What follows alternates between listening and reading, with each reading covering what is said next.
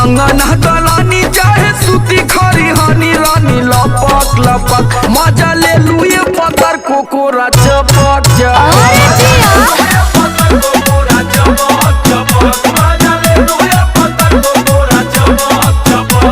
खाली हमारे गलती देलू हमरे पौला जब देखा तब लसियाई रहलू। अच्छा आज सुनावा ई मेहरारू ऐसा लसारा है ना कि मन मार के ना जाइबो ना तो ट्रक बीचवे रोड पर सड़ जाई बुझला।